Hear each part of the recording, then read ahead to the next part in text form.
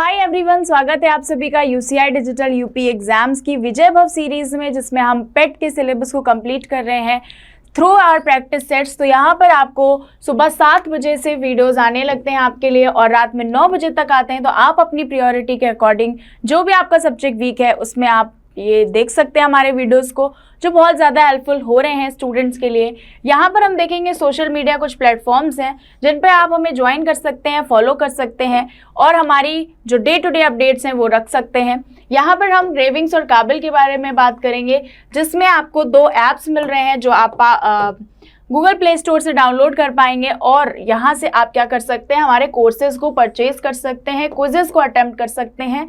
तो कौन कौन से कोर्सेज हैं? तो पहला कोर्स हमारे पास है यहाँ पर 199 रुपीज़ में लूसेंट सॉल्यूशन है, जिसमें एक्सरसाइज बहुत ज़्यादा कराई गई हैं। 6 मंथ्स के लिए आपका ये कोर्स रहने वाला है, हिंदी में ये रहेगा कोर्स। तो अगर आप इंटरेस्टेड हैं तो इसको परचेज कर सकते हैं।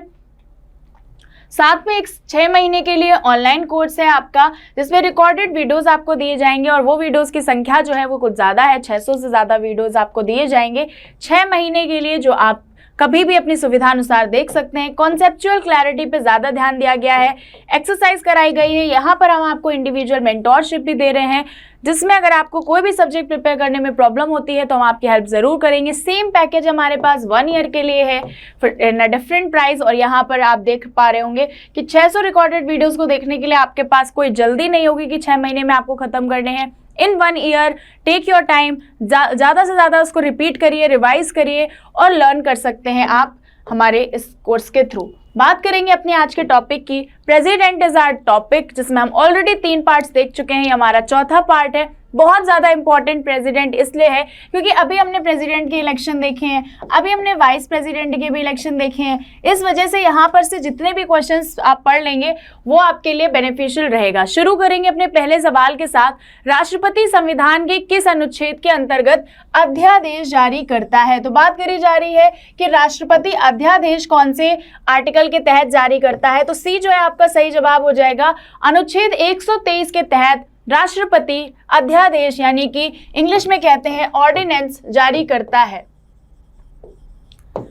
ओके, अगला सवाल। राष्ट्रपति किस स्थिति में अध्यादेश जारी कर सकता है? तो मैंने आपको कल या लास्ट लेक्चर में बताया था कि जब हमारी लोकसभा और राज्यसभा में से कोई एक सेशन में हो या फिर दोनों ना हो, उस परिस्थिति में ऑर्डिनेंस जारी किया जाएगा, अदरवाइज नहीं किया जाएगा। ठीक है, कोई एक है और एक नहीं है या फिर दोनों नहीं है तो फिर जारी किया जाएगा। तो आपातकाल की स्थिति में, वित्तीय आपातकाल में, सदन के अधिवेशन ना रहने की स्थिति में, लोकसभा के अधिवेशन ना रहने की स्थिति में। राइट आंसर आपका सी हो जाएगा। यहाँ कह रहा है सदन का अधिवेशन नहीं है, यानी कि दोनों सदन जो है वो सेशन में है ही नहीं। जब दोनों सदन सेशन में नहीं है और कोई नियम लाना बहुत जरूरी है तो क्या होगा? उस कंडीशन पर जो राष्ट्रपति हैं वो ऑर्डिनेंस जारी करेंगे।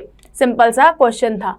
अगला सवाल। राष्ट्रपति द्वारा जारी किए गए ऑर्डिनेंस जो उन्होंने आर्टिकल 123 के अंतर्गत जारी किया है, संसद के सत्र शुरू होने के बाद कितने समय तक रखा जाना आवश्यक है? भाई साहब देखो, आवश्यक कुछ नहीं है, उस पर चर्चा होती है कि अध्यादेश सही आया, गलत आया, इसको एक नियम बना सकते हैं कि नहीं बना सकते हैं, और ये सब कुछ करना होता है उनको 6 सप्ताह के भीतर।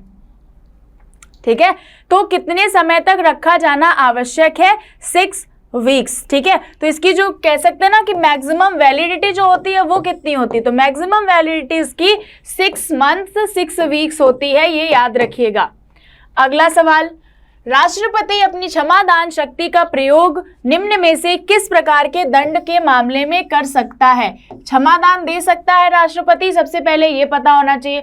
अब किस तरह के दंड में क्षमादान की बात हो रही है वो हम यहाँ से पढ़ेंगे।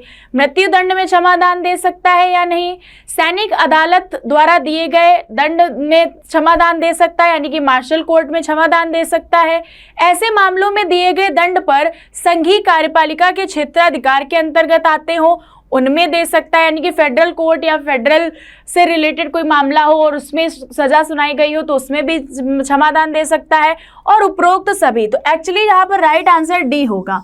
इन सभी पे वो क्षमादान दे सकता है। मान लो कोर्ट्स ने उसको मृत्यु दंड दिया है, लेकिन फिर भी अगर राष्ट्रपति के पास जाता है, मर्सी पिटिशन जाता है और ये सब जाते हैं और उनको लगता है कि एक बार इसको दे देना चाहिए मौका, इसको मृत्यु की जगह क्षमा दे देनी चाहिए, तो वो दे सकते हैं। ठीक है, तो यहाँ पर जो है डी जो है सही आंसर हो जाएगा। फिर चाहे वो कोर्ट मार्शल के जरिए दिया गया हो कोई फैसला या कोई फेडरल मैटर पे दिया गया हो। ठीक, अगला क्वेश्चन है, भारत के राष्ट्रपति के पास कौन सी वीटो शक्ति होती है? पूर्ण निषेध, निलंबित, पॉकेट वीटो, उपरोक्त सभी। भाई साहब डी बिल्कुल सही है, ये सभी इनके पास क्या होती हैं? शक्तियां होती हैं। या तो ये पूरी तरह से क्या कर दें, उसको रिजेक्ट कर दें, या फिर ये क्या कर दें, रिटर्न कर दें, या फिर ये अपनी पॉकेट में रख लें, यानी कि उस पर कोई प्रतिक्रिया ना दें कि ये हम साइन करेंगे नहीं करेंगे या कुछ भी ना कहें। तो ये हो गया, तो तीनों होती हैं, तो डी सही हो जाएगा। भारत के राष्ट्रपति ने जिस एकमात्र मामले में पॉकेट वीटो शक्ति का प्रयोग किया था वह क्या था?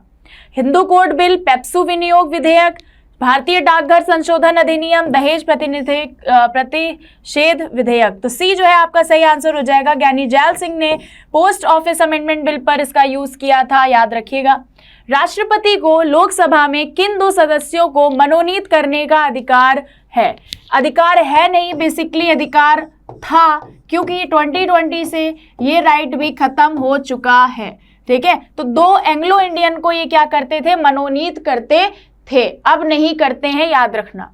राष्ट्रपति और उपराष्ट्रपति की अनुपस्थिति में कौन कार्यभार ग्रहण करेगा? सर्वोच्च न्यायालय का मुख्य न्यायाधीश, लोकसभा का अध्यक्ष, मंत्री परिषद या प्रधानमंत्री का कैबिनेट। तो हमने कितनी बार पढ़ा है कि जो सीजेआई होते हैं वो क्या करते हैं? कार्यभार संभाल लेते हैं जब राष्ट्रपति भी नहीं होता और उपराष्ट्रपति भी नहीं होता किसी भी कारणवश। अगला सवाल, लोकसभा द्वारा पारित कोई विधेयक है, यदि उपराष्ट्रपति लोकसभा को पुनर्विचार करके लौटा देता है तो क्या होगा? पुनर्विचार करके अगर ये विधेयक लौटा दिया जाए और लोकसभा उस पूर्ववत पास करके राष्ट्रपति के पास भेज दे तो राष्ट्रपति विधेयक को क्या करेगा? दोबारा से लौटा देगा या पुनः स्पष्टीकरण की मांग करेगा या फिर अनुमति देगा या सुप्रीम कोर्ट की अनुमति लेगा? यहाँ पर सी जो है वो सही आंसर हो जाएगा। अगर एक बार कोर्ट ने एक बार राष्ट्रपति वापस करके कर देते हैं और फिर से वही सेम चीज वापस आ जाती है उनके पास सिग्नेचर के लिए, तो वो अनुमति दे देंगे। अगला सवाल है, अध्यादेश जारी करने का अधिकार राष्ट्रपति का कौन सा अधिकार है? ये आपका विधायी अधिकार है। क्या हो जाएगा? विधायी अधिकार हो जाएगा। लेजिस्लेटिव राइट है, बाकी उनके पास लेजिस्लेटिव राइट्स होते हैं, एडमिनिस्ट्रेशन राइट्स होते हैं, जुडिशियल राइट्स होते हैं और बाकी भी होते हैं। तो यहाँ पर न्यायिक अधिकार में हमने क्या देखा? अभी क्षमादान की शक्ति जो है वो इसके अंदर आती है। अगला सवाल है, निम्नलिखित में से किसकी नियुक्ति राष्ट्रपति द्वारा की जाती है? तो किसकी नियुक्ति कौन राष्ट्रपति के द्वारा अपॉइंट किया जाता है ये पूछा जाए। पहला, वित्त आयोग का अध्यक्ष, यानी कि फाइनेंस कमीशन ही पूरा बनता है इनके कहने पर। ठीक है, हमने देखा था अंडर आर्टिकल 280। योजना आयोग का उपाध्यक्ष, अब तो योजना आयोग है नहीं, नीति आयोग है। संघ राज्य का क्षेत्र मुख्यमंत्री, या और अब आपको बताना है कि नीचे दिए गए कूटों में से कौन सा उत्तर सही है, चयन कीजिए। राइट आंसर 1 हो जाएगा। सिर्फ और सिर्फ जो है आपका जो वित्त आयोग है उसका जो मंत्री है या फिर अध्यक्ष है उसको चुना जाता है राष्ट्रपति द्वारा। निम्नलिखित में से कौन सा राष्ट्रपति के निर्वाचन का भाग है? ठीक है, यानी कि राष्ट्रपति के इलेक्शन में कौन सा भाग लेता है, लेकिन उसे महाभियोग का अधिकरण में भाग नहीं लेता है। लेकिन जब इम्पीचमेंट कराया जाता है उसका, किसका?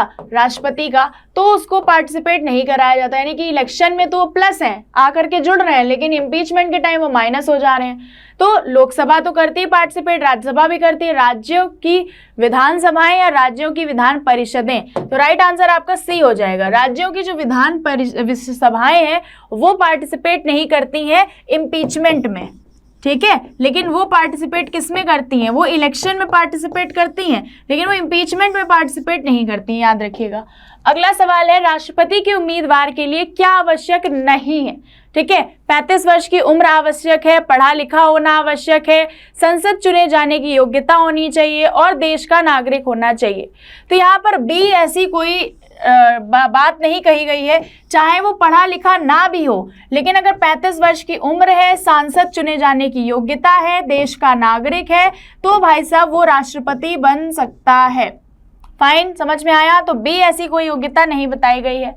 अगला सवाल, राष्ट्रपति के निर्वाचन में राज्य का मुख्यमंत्री मतदान के लिए पात्र नहीं होता है।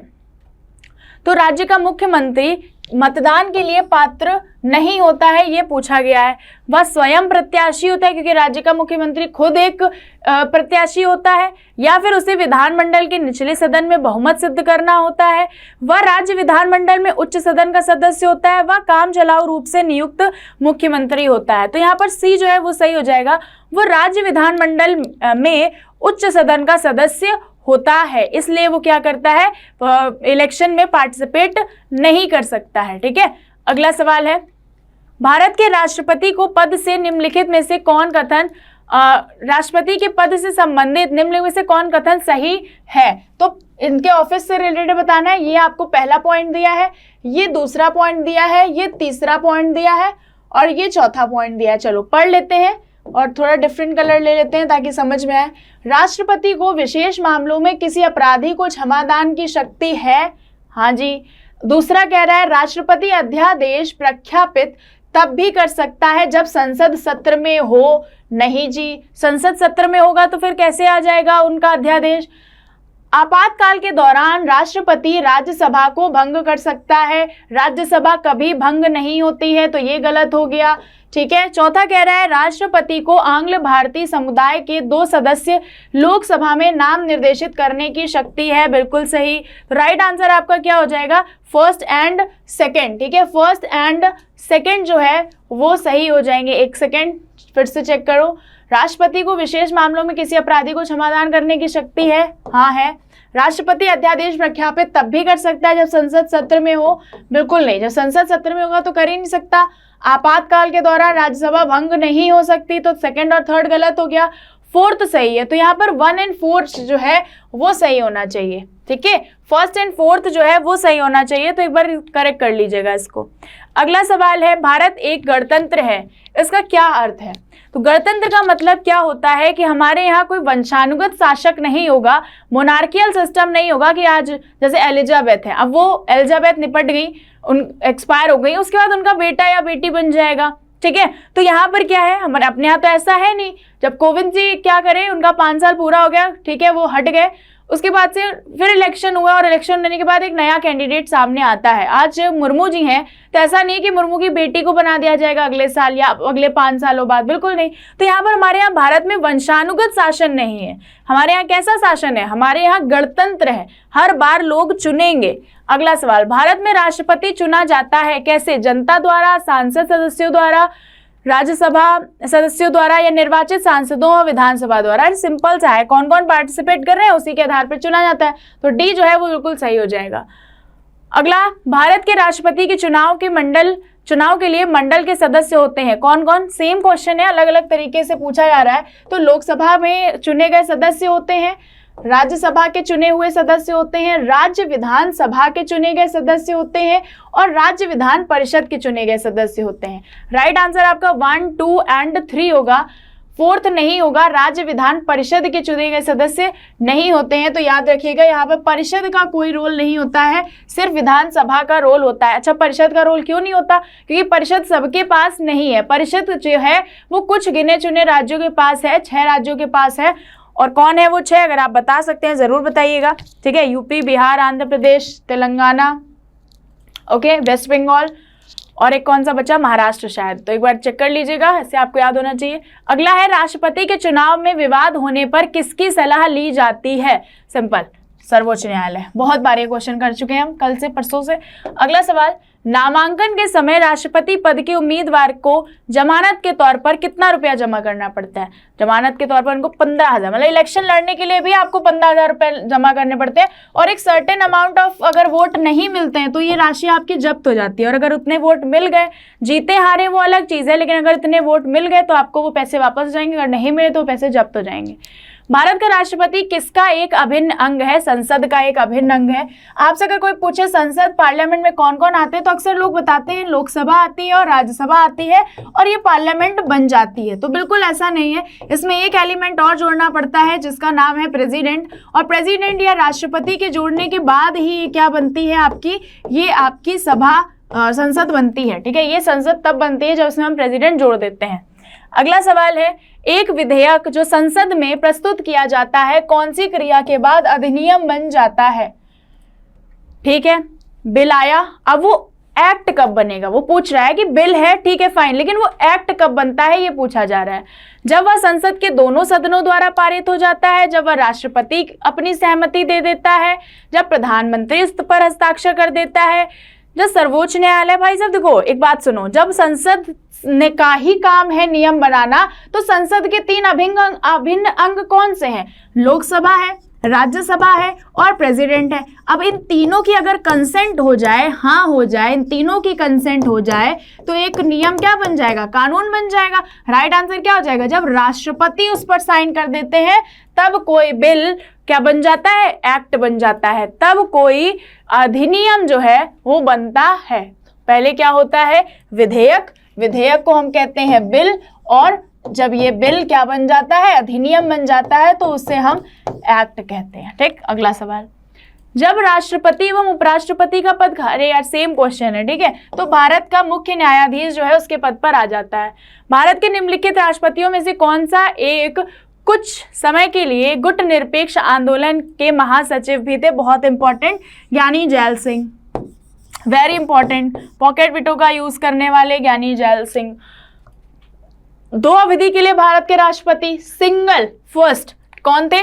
डॉक्टर राजेंद्र प्रसाद, सिंगल व्यक्ति हैं जो 2 अवधि के लिए लगातार भारत के राष्ट्रपति रहे थे 10 सालों तक, वो है डॉक्टर राजेंद्र प्रसाद। अगला सवाल, निम्नलिखित में से भारत के राष्ट्रपति के निर्वाचन का संबंध कौन सा सही है? तो 35 वर्ष की आयु होनी चाहिए, और सब हम पढ़ चुके हैं, ठीक है, हम दोबारा नहीं पढ़ेंगे तो इसको स्किप करेंगे। अगला क्वेश्चन है, लाभ के पद का निर्णय कौन करेगा? वेरी इंपॉर्टेंट क्वेश्चन है, और लाभ के पद का निर्णय संघीय संसद करती है, पार्लियामेंट करती है।